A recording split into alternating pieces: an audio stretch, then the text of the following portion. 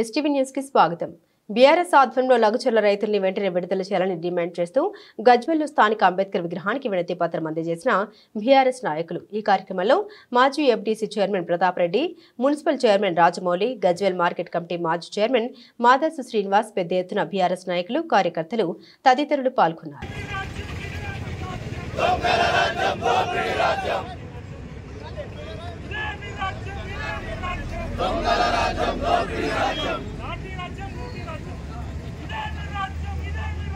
లాఠీ రాజ్యం లూటీ రాజ్యం లాఠీ రాజ్యం లూటీ రాజ్యం విడుదల చేయాలి విడుదల చేయాలి విడుదల చేయాలి విడుదల చేయాలి సిగ్గు సిగ్గు సిగ్గు సిగ్గు సిగ్గు సిగ్గు సిగ్గు సిగ్గు సిగ్గు సిగ్గు సిగ్గు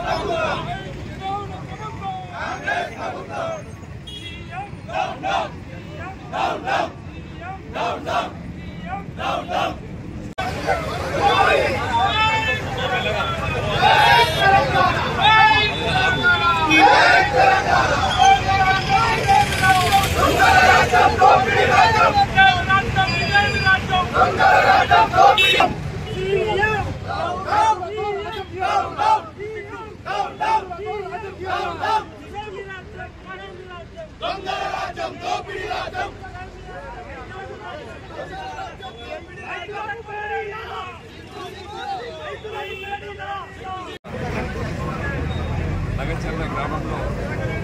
రైతుల్ని లాఠీ పెట్టి లాఠీని ప్రయోగించి జైల్లో పంపించిన విధానం మీద యావత్ రాష్ట్రంలో ఉన్నటువంటి రైతాంగం అంతా కూడా పోరాటం చేయాల్సిన పరిస్థితి వచ్చింది. వాళ్ళ భూములు వాళ్ళకి కావాలని, మాకు హక్కు తెరువు లేదని, మేము రికార్డు దిగాలి ఒక్కరిదని జీవనమని నగచర్ల ఎస్టీలు లంబాడీలు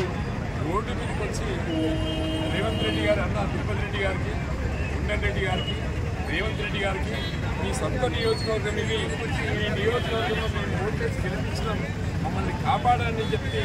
కాళ్ళ వేళ్ళ పడ్డా కూడా రేవంత్ రెడ్డి గారు ఒకసారి పాల్మా విలేజ్ అని, ఒక్కోసారి ఇండస్ట్రియల్ కారిడార్ అని రకరకాలుగా చెప్పుకుంటూ అక్కడ ఉన్నటువంటి రైతుల్ని పోలీసు లాఠీ పెట్టి దులిపించి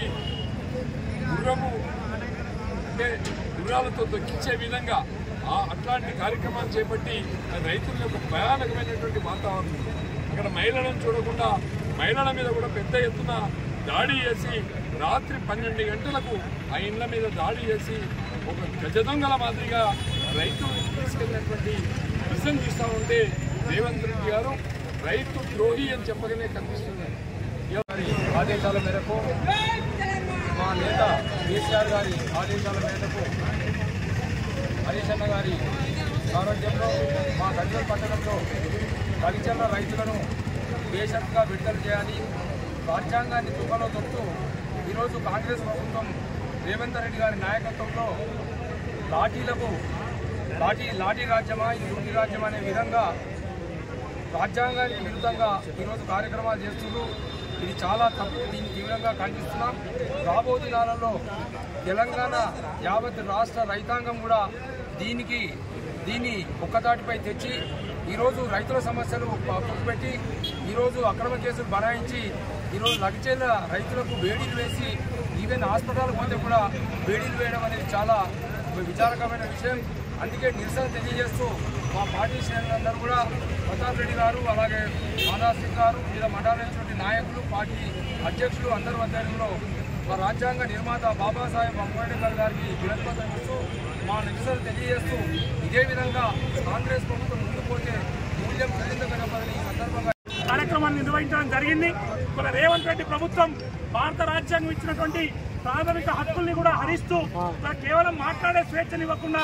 ఎవరు ప్రభుత్వానికి వ్యతిరేకంగా మాట్లాడినా ప్రభుత్వ వ్యతిరేక చర్యకు పూనుకున్నా వెంటనే అరెస్టు చేసి జైలు పంపేటువంటి ఒక దుర్మార్గపు సంస్కృతిని అవలంబిస్తా ఉన్నది. గతంలో 6 గ్యారెంటీల పేరు చెప్పి అధికారంలోకి వచ్చి 7వ గ్యారంటీగా ప్రజాస్వామ్య పునరుద్ధరణని చెప్పినటువంటి కాంగ్రెస్ పార్టీ ప్రభుత్వం ప్రజాస్వామ్యాన్ని